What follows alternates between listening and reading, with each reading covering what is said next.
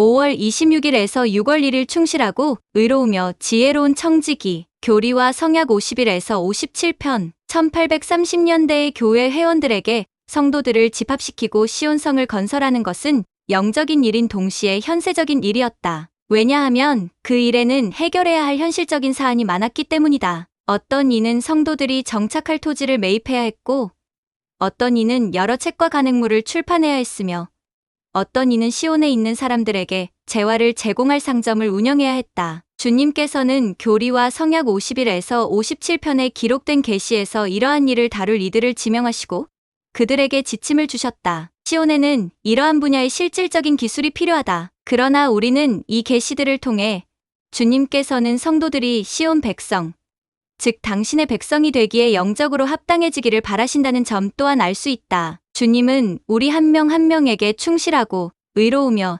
지혜로운 청지기가 되어 통회하는 심령으로 맡은 책임을 굳게 지킬 것을 명하신다. 교리와 성약 51편 19절 52편 15절 54편 2절 참조. 우리가 그렇게 할 수 있다면 우리가 지닌 현세적 능력과 관계없이 주님께서는 우리를 통해 시온을 세우실 수 있다. 교리와 성약 51편 19절 52, 19 그리고 누구든지 충실하고 의로우며 지혜로운 청지기로 인정되는 자는 자기 주인의 기쁨에 참여할 것이요 또 영생을 상속하리라. 편 15절 54, 15 그런즉 기도하는 자, 그 심령이 통회한 자가 만일 나의 의식을 순종하면 그는 내게 받아들여지느니라. 편 2절 이 보라, 진실로 진실로 내가 너 나의 종 유월 나이트에게 이르노니 너는 내가 임명한 그 직분을 굳게 지킬지니라. 가정 및 교회에서 배우기 위한 아이디어, 교리와 성약 51편. 주님께서는 우리가 충실하고 의로우며 지혜로운 청지기가 되기를 바라신다. 만일 여러분이 1831년에 교회 회원이었다면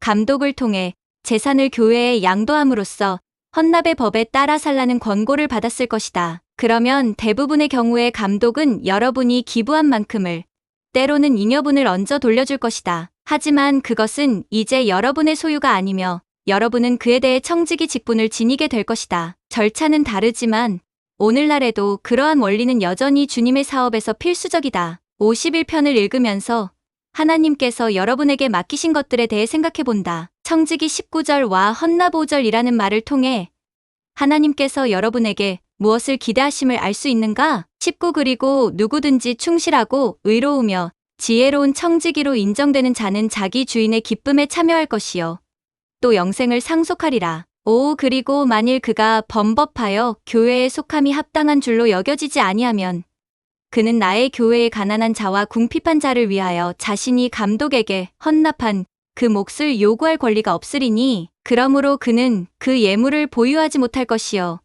단지 자신에게 양도된 몫에 대해서만 권리를 요구할 수 있을 것이니라. 스펜서 W. 킴볼 회장은 이렇게 설명했다. 교회에서의 청지기 직분은 책임이 있는 것에 대한 성스러운 영적 혹은 현세적인 신뢰를 의미합니다. 만물은 주님께 속해 있으므로 우리는 우리 자신의 몸과 정신과 가족과 재산을 돌보는 청지기입니다. 교리와 성약 104편 11에서 15절 참조. 충실한 청지기는 의로운 지배력을 행사하며 자신의 것을 보살피고 가난하고 궁핍한 이들을 보살핍니다. 교리와 성약 104편 11에서 15절 11이는 내 안에 있는 지혜라. 그러므로 내가 너희에게 명령을 주노니 너희 자신을 조직하고 각 사람에게 자기의 청지기 직분을 지명할지니라. 12 그리하여 각 사람으로 하여금 자기에게 지명된 청지기 직분에 대하여 보고하게 할지니라. 13 이는 나 주가 각 사람으로 하여금 나의 피조물을 위하여 내가 만들고 예비한 이 지상의 축복을 관리할 청지기로서 책임을 지게 함이 필요함이니라. 14 나 주가 여러 하늘을 펴고 땅을 지었나니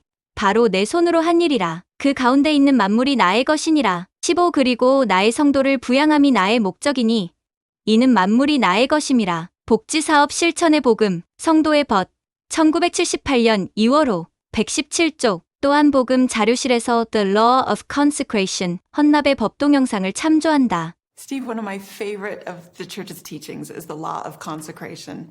Would you explain a little bit how you understand what the law of consecration is? You bet, Kate. To me, the law of consecration is a timeless law of God. It's always been. It's God's way of teaching us to love Him and love each other, but it's also very specific. Early in the Restoration, February 1831, the Lord gave Joseph Smith a revelation that says that the Latter-day Saints are commanded to remember the poor, thou shalt remember the poor, and consecrate of thy properties for their support. So the idea is to share what we have so all of us have enough. I love knowing what Edward and Lydia Partridge did in Ohio. Can you tell us a little bit about that? In some ways, they are the pioneering family of the law of consecration. The Lord called them to be among the very first families to go to Zion in Missouri and to lay the foundation, he said. So Edward Partridge went out there first. He was there for the land sales. He bought all the land he could as commanded with his money and Lydia's money that they had and that they had consecrated to the church. And they were both willing. They both offered their all. Wow. And Lydia was right there with them the whole way. And what did it look like for other church members to consecrate their property in Ohio? They obeyed the three core doctrines of the law of consecration. They did it of their own free will, that is, they were free agents. They thought of themselves as stewards, not owners, but stewards of what the Lord had provided. And they expected to be held accountable to God for what they did with his things. Lehman Copley was an early convert to the church, and he had a large farm in northern Ohio, and he expressed a willingness to let the saints who were moving in from New York settle there for a while, and then he changed his mind. That left them in the lurch, and the Lord said, I want you to go on to Missouri. So that group of saints from New York just went as a group all the way to Missouri. The bishop met them there and started to give them a writing, as D&C 51 says it. That is, he gave them a printed document, and they would write on it that they freely consecrated to the bishop of the church all their property. But one of the most interesting things about these deeds is that in every case, what Bishop Partridge consecrated back to the saints was more than what they consecrated to the church in the first place. It was not a vow of poverty. It was a way to make sure everybody had enough. Ample is one of the words in the Revelation. Everybody should be amply supplied, it says.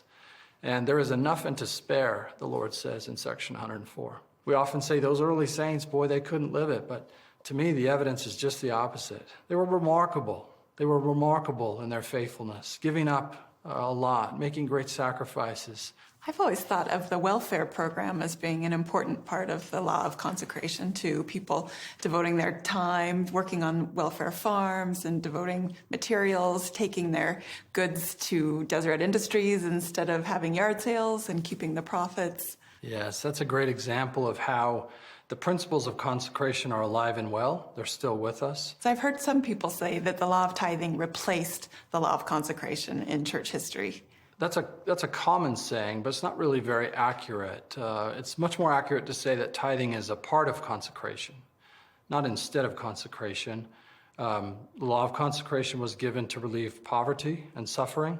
It was given, according to Section 42 of the Doctrine and Covenants, to be able to pay for the church's programs and especially to provide houses of worship, especially temples.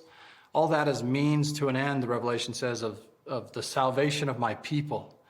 So consecration is all about God saving his people and his people participating in that by helping each other. And tithing is part of that. It's not instead of consecration. The very revelation that gives us tithing says it's a standing law forever, not a temporary law that's going to go away someday. So consecration is bigger than just tithing. Tithing's a part of it, but only a small part of it. Sometimes we hear, when will the Lord require us to live the law of consecration? The answer to that is never. He never forced anyone to do it in the past, and he doesn't force anyone now, and he won't in the future. The question isn't, when will the Lord ask me to live it? It's, what am I going to do with it? It's on the books. It's right in front of our face. We covenant to keep the law. The question is simply, what are we going to do with it? Or what are we doing? Yeah.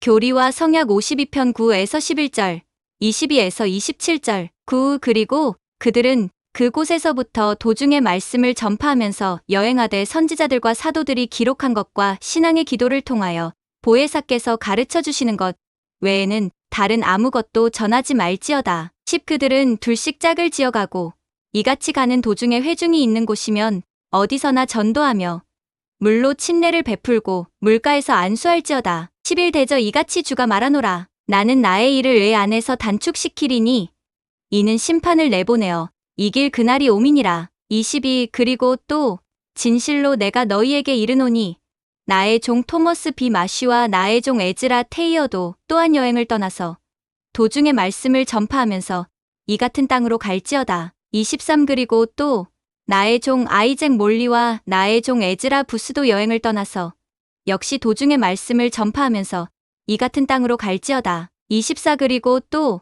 나의 종 에드워드 파트리지와 마틴 해리스는 나의 종 시드니 리그돈과 조셉 스미스 2세와 함께 여행할지어다. 25 나의 종 데이비드 휘트머와 하비 위틀록도 또한 여행하며 이 같은 땅으로 가는 도중에 전도할지어다. 26 그리고 나의 종 팔리 프렛과 올슨 프렛도 여행하며 이 같은 땅으로 가는 도중에 전도할지어다. 27 나의 종 솔로몬 행콕과 시미언 카터도 또한 이 같은 땅으로 여행하며 도중에 전도할지어다. 어디를 가든 나는 그리스도께 나아올 것을 사람들에게 권유할 수 있다. 주님께서는 몇몇 교회 지도자들을 미주리주로 보내시면서 그들에게 이동하는 시간을 활용하여 가는 도중에 전도를 하도록 지시하셨다. 25에서 27절 어떻게 하면 이동하는 도중에 또는 일상생활에서 일어나는 사건들을 통해 복음을 나눌 수 있을까? 교리와 성약 52편 14에서 19절 주님은 속임수를 피하도록 도와주신다. 많은 이들이 영적인 나타내심을 보았다고 주장하는 가운데 초기 성도들은 속임을 당할 것이 염려스러웠다. 주님께서는 교리와 성약 52편 14절에서 그들에게 어떤 경고를 주셨는가? 그분의 해결책은 무엇이었는가? 14에서 19절 참조. 여기서 말하는 규범, 즉 패턴은 어떤 것이 규칙적으로 또한 예측 가능한 방식으로 반복되는 것을 말한다. 이러한 예에는 짝수만 세거나 매일 해가 뜨고 지는 것 등이 포함된다. 또 어떤 사례들이 떠오르는가? 교리와 성약 52편 14에서 19절을 읽으면서 속임수를 피하기 위한 주님의 패턴을 찾아본다. 14 그리고 또 너희가 속임을 받지 않도록 내가 범사에 있어 한 가지 규범을 너희에게 주리니 이는 사탄이 땅에 널리 퍼져 있어 민족들을 속이며 나아감이라. 15 그런즉 기도하는 자 그 심령이 통회한 자가 만일 나의 의식을 순종하면 그는 내게 받아들여지느니라. 16 그 심령이 통회하며 온유하고 교화하는 말을 하는 자가 만일 나의 의식을 순종하면 그는 하나님께 속한 자니라. 17 그리고 또 나의 권능 아래 떠는 자는 강하게 될 것이요 내가 너희에게 준 여러 계시와 진리를 따라 찬양과 지혜의 열매를 맺으리라. 18 그리고 또 져서 참으로 이 규범에 따라 열매를 맺지 아니하는 자는 내게 속한 자가 아니니라. 19 그런즉 이 규범에 의하여 너희는 온 하늘 아래 모든 경우의 영을 알지니라. 통회하다는 겸손과 회개의 느낌을 내포하고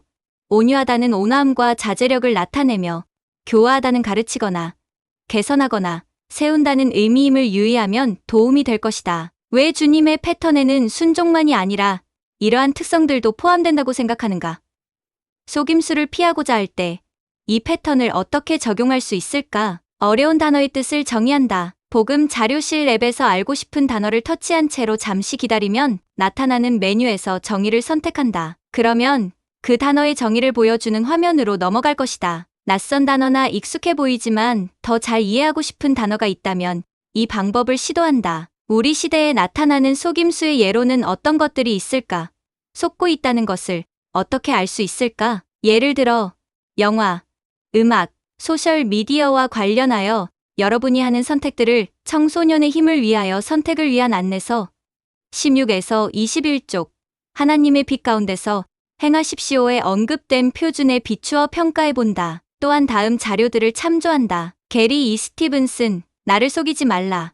리아오나, 2019년 11월 93에서 96쪽 참되신 구주여, 찬송가, 86장 복음 자료실의 주제 및 질문, 진리를 추구하고 속임수를 피함. 오늘 저는 모든 분들, 특히 자라나는 세대인 초등회 어린이와 청남 청녀 여러분에게 권고의 말씀을 드리겠습니다. 여러분은 오늘날 주님의 선지자이신 러셀 M. 넬슨 회장님의 큰 사랑을 받고 있습니다. 그분은 전 세계 청소년 특별 영적 모임에서 이스라엘 시온 군대라는 제목으로 여러분 대다수에게 말씀하셨습니다. 저희는 넬슨 회장님께서 실제로 여러분을 이스라엘의 희망, 자라나는 세대, 그리고 회복된 예수 그리스도 교회의 미래라고 부르시는 것을 종종 듣곤 합니다. 젊은 친구 여러분, 두 가족의 이야기를 들려드리면서 말씀을 시작하겠습니다. 여러 해 전 퇴근하고 집으로 돌아온 저는 땅바닥은 물론이고 차고의 문과 붉은 벽돌로 된 우리 집 사방에 흰색 페인트가 튀어 있는 걸 보고 깜짝 놀랐습니다. 현장을 자세히 살펴보니 페인트가 아직 젖어 있었습니다. 페인트의 흔적은 뒷마당으로 이어져 있었습니다.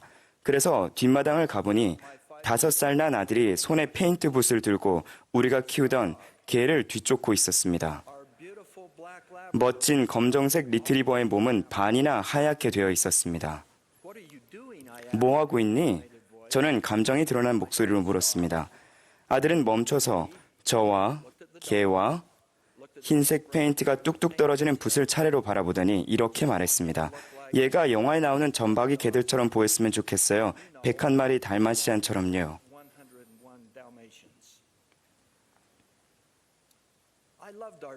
저는 저희 집 개를 사랑했습니다. 제 눈엔 그 개가 완벽해 보였는데 그날 제 아들은 다른 생각을 갖고 있었습니다. 두 번째 이야기의 주인공은 그로버 큰할아버지이십니다. 그분은 도시에서 멀리 외떨어진 시골에 살고 계셨습니다. 그로버 큰할아버지는 점차 노쇠해지셨습니다. 저희는 그분이 돌아가시기 전에 저희 아들들을 보여드리겠다고 생각해서 어느 날 오후 먼 거리를 운전해서 그분의 집을 방문했습니다. 함께 앉아 아들들을 소개드렸는데 얼마 되지 않아 아마 5살과 6살이었던 두 아이가 밖으로 나가 놀고 싶어 했습니다. 그러자 그로버 큰할아버지는 몸을 숙여 아이들에게 얼굴을 가까이 들이미셨습니다. 할아버지 얼굴이 거칠고 낯설어서인지 아이들은 좀 무서워했습니다. 할아버지는 근엄한 목소리로 말씀하셨습니다. 조심하렴. 밖에는 스컹크가 많이 있단다. 그 말을 들은 저와 아내는 깜짝 놀랐고 아이들이 스컹크 냄새를 뒤집어 쓰지는 않을까 걱정이 되었습니다. 우리가 계속 이야기를 나누는 동안 두 아들은 놀기 위해 곧장 밖으로 나갔습니다. 나중에 집으로 가려고 차에 타고서 얘들아 스컹크를 보았니? 라고 묻자 한 아이가 대답했습니다.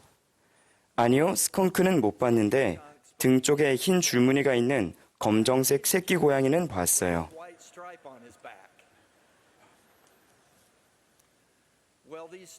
이 순진한 어린아이들이 삶과 현실에 관해 뭔가를 발견한 이야기는 우리를 미소 짓게 하지만 더 중요한 개념도 보여줍니다.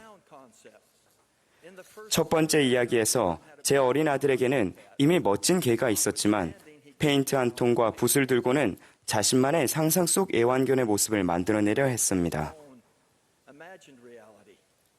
두 번째 이야기에서 아이들은 천진난만한 나머지 그들이 직면했던 스컹크의 고약한 냄새의 위협을 인식하지 못했습니다. 그들은 자신이 실제로 어떤 위험을 마주했는지를 제대로 알아차리지 못했기에 불행한 결과로 고통받을 수 있는 위험에 놓여 있었습니다. 이 이야기들은 실체를 다른 것으로 여겨 잘못 알아본 것에 관한 것입니다. 두 경우 모두 결과는 미약했습니다.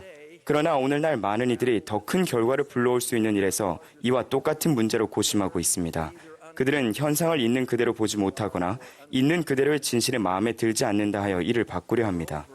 더구나 오늘날에는 우리를 온전한 진리에서 의도적으로 멀어지게 하려는 강력한 영향력들이 존재합니다. 이런 기만과 거짓말은 악의 없는 잘못된 정체성이라는 문제를 넘어서 종종 미약하지 않은 대단히 끔찍한 결과를 초래합니다. 거짓의 아비이자 희대의 사기꾼인 사탄은 우리가 있는 그대로의 현상과 진리에 대해 의문을 품게 하고 영원한 진리를 그저 무시하거나 또는 진리 대신 우리의 입맛에 더 맞는 무언가로 대체하려 합니다.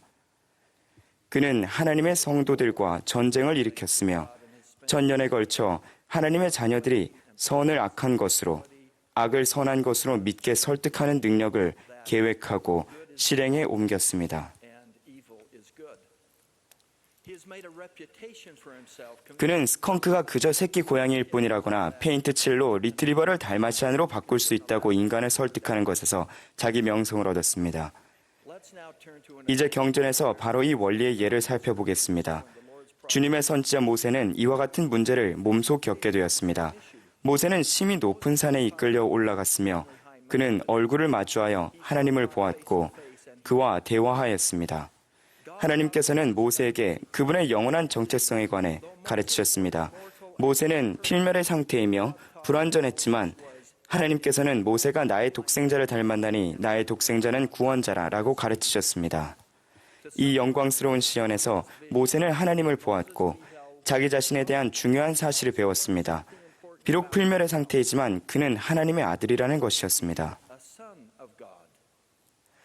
이 놀라운 시연이 끝났을 때 어떤 일이 일어났는지 주의 깊게 들어보십시오.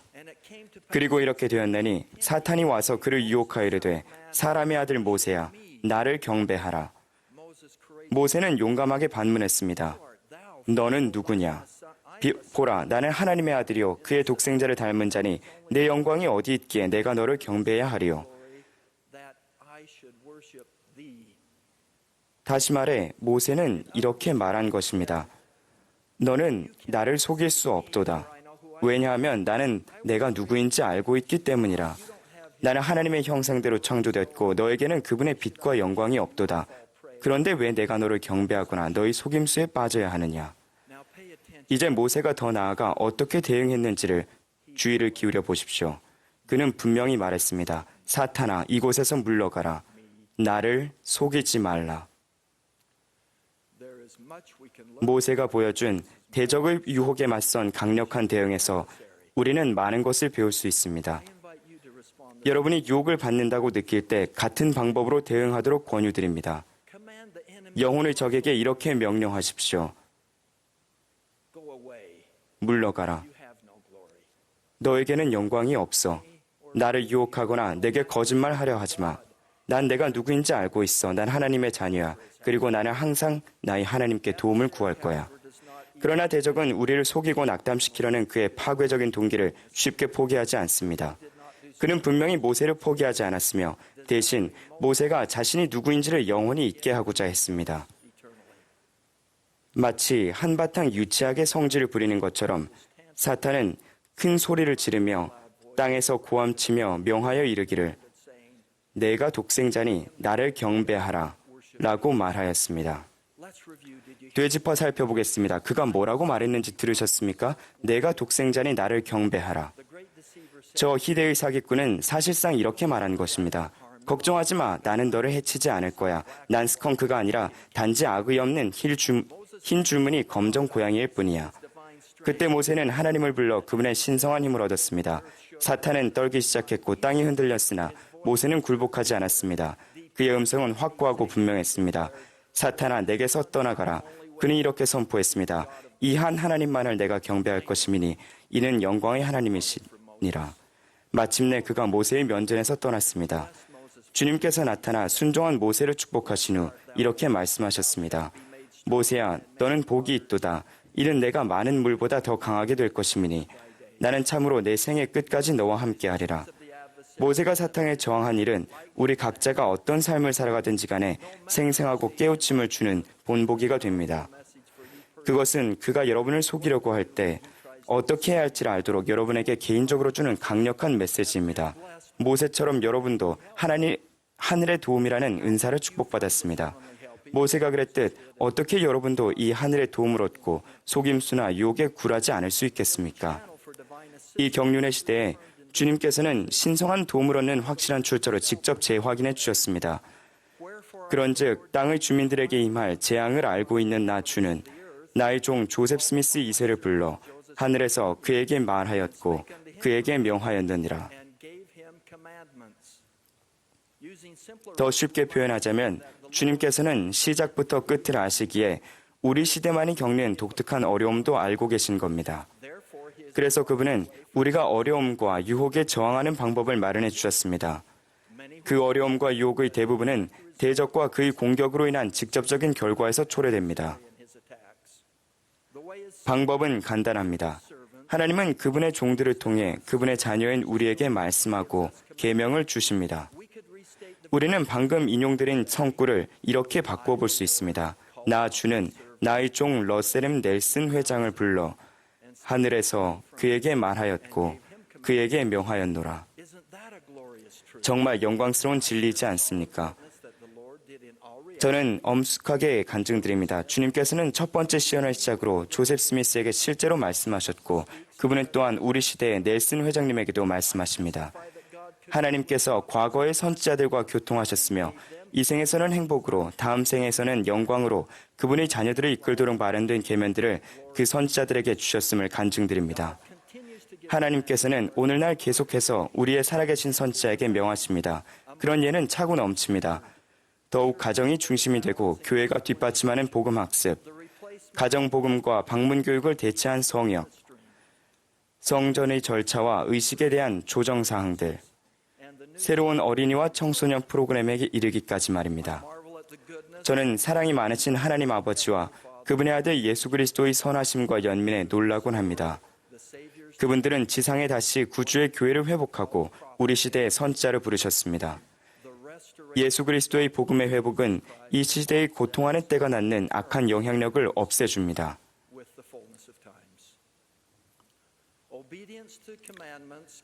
우리의 선지자가 받은 계명에 순종하는 것은 간교한 자의 영향력을 피하는 것뿐만 아니라 지속되는 기쁨과 행복을 경험하는 열쇠가 됩니다. 이것이 바로 하늘에서 주어진 단순한 방식입니다. 계명에 대한 순종과 의로움은 축복을 가져오고 축복은 우리 삶의 행복과 기쁨을 가져옵니다. 그러나 대적은 모세를 속이려고 했던 똑같은 방식으로 여러분을 속이려 합니다. 그는 항상 자신이 아닌 다른 무언가인 척하며 늘 자신의 실제 모습을 숨기려고 합니다. 그는 여러분이 순종하면 삶이 비참하게 되고 행복을 빼앗길 것이라고 주장합니다. 그의 기만적인 술책에는 또 어떤 것이 있습니까? 예를 들어 그는 불법 약물과 음주가 불러올 수 있는 파괴적인 결과를 숨기고 대신에 술과 약물이 즐거움을 줄 것이라고 속삭입니다. 그는 포장된 현실이나 불필요한 비교와 같이 소셜미디어에 존재하는 다양한 부정적 요소에 우리가 물들게 합니다. 그는 또한 온라인에서 다른 해롭고 어두운 콘텐츠들을 감쪽같이 위장시킵니다. 여기에는 외설물, 다른 이들을 노골적으로 공격하는 사이버 폭력, 우리 마음속에 의심과 두려움을 조장하기 위해 잘못된 정보를 퍼뜨리는 것 등이 포함됩니다. 그러고는 교활하게 속삭입니다. 그저 나를 따라와. 그럼 행복해질 거야. 수세기 전에 몰몬경의 선지자들이 기록했던 말은 특히 우리 시대와 관련이 있습니다. 간악함은 결코 행복이 아니었느니라. 사탄의 속임수가 무엇인지 우리가 인식할 수 있기를 바랍니다. 우리의 영혼을 파괴하고 우리에게서 현재의 기쁨과 미래의 영광을 훔쳐내려는 이의 거짓과 영향력을 알아차리고 우리가 이겨낼 수 있기를 바랍니다. 사랑하는 형제 자매 여러분, 우리는 계속 충실하고 방심하지 말아야 합니다. 이것만이 진리를 분별하고 자신의 종을 통해 말씀하시는 주님의 음성을 들을 수 있는 유일한 길입니다. 영은 진실을 말하며 거짓말하지 아니합니다. 이러한 것들이 우리 영혼의 구원을 위하여 명백히 우리에게 나타내신 바 되었으니 이는 하나님께서 옛 선지자들에게도 이를 말씀하셨기 때문입니다. 우리는 전능하신 하나님의 성도이며 이스라엘의 희망입니다. 우리가 흔들리겠습니까? 겁을 내어 피하겠습니까? 아닙니다. 우리는 정성 다해 수호하려 영원토록 굳게 설 것입니다. 저는 이스라엘의 거룩하신 이이신 예수 그리스도에 대해 간증합니다. 그분의 무한하고 영원한 희생으로 우리가 그분의 변치 않는 사랑과 진리와 기쁨을 누릴 수 있게 되었음을 간증합니다. 그분의 계명에 순종할 때 우리는 항상 바른 길로 인도되며 속임을 당하지 않을 것입니다. 우리 구주 예수 그리스도의 성스러운 이름으로 말씀드립니다. 아멘.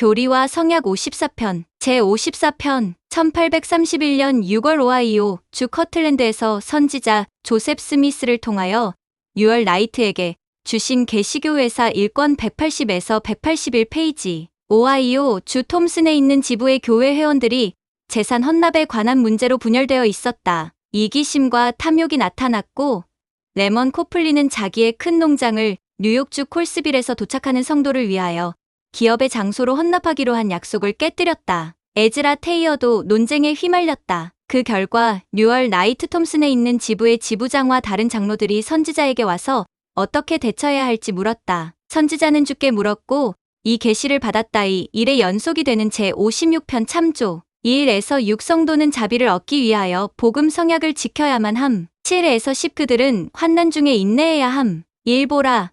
주 곧 알파와 오메가여. 시작과 끝이요.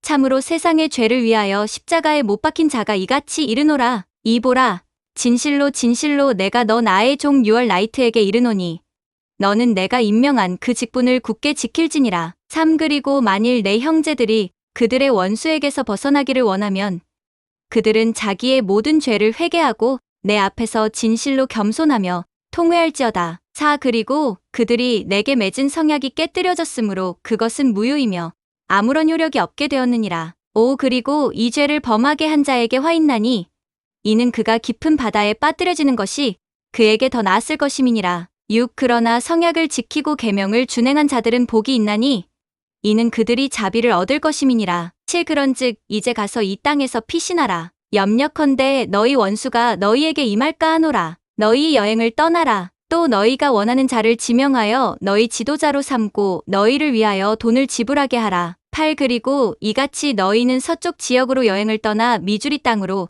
레이맨인의 경계 지역으로 갈지니라. 9 그리고 너희가 여행을 마친 후에 보라 내가 내게 이르노니 내가 너희를 위하여 장소를 예비할 때까지 사람들처럼 생계를 찾으라. 10 그리고 또 내가 올 때까지 환난 중에 인내하라. 또 보라 내가 속히 오리니 나의 상이 내게 있으며 나를 일찍 구한 자들은 그들의 영혼의 안식을 찾게 되리라. 참으로 그러하리라. 아멘. 나는 다른 사람의 선택으로 상처받을 때 주님께 의지할 수 있다. 신뢰했던 사람이 약속을 지키지 않아서 실망한 적이 있는가?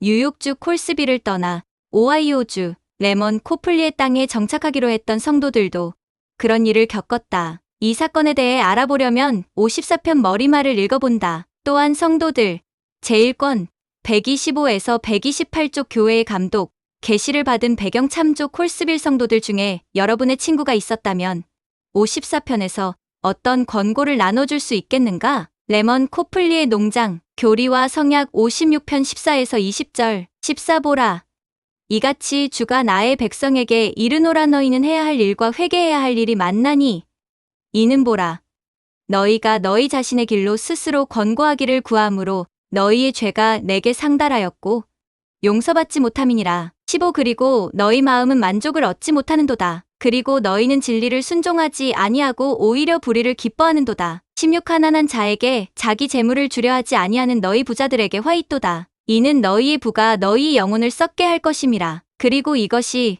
징벌의 날 심판의 날 분노의 날에 너희의 애통이 되리니 이르기를 추수할 때가 지나고 여름이 다하였으나 내 영혼은 구원받지 못하였다 하리라. 17 그 마음은 상하여 있지 아니하고 그 심령은 통회하지 아니하며 또 그 배는 만족을 얻지 못하며 또 그 손은 다른 사람의 물건 움켜쥐기를 맞이아니하며 그 눈에는 탐욕이 가득하며 그리고 자기 손으로 일하려 하지 아니하는 너희 가난한 자들에게 화 있도다. 18 그러나 마음이 청결하고 그 마음이 상해 있으며 그 심령이 통회하는 가난한 자는 복이 있나니 이는 그들이 자기들을 구원하려고 권능과 큰 영광으로 오는 하나님의 왕국을 볼 것임이라. 무릇 땅에 기름진 것이 그들 것이 되리라. 19 이는 보라 주가 올 것이요 그의 보상이 그에게 있어 각 사람에게 갚아줄 것이요 가난한 자가 기뻐할 것임이니라. 20 그리고 그들의 세대는 대대로 영원무궁토록 땅을 기업으로 얻으리라.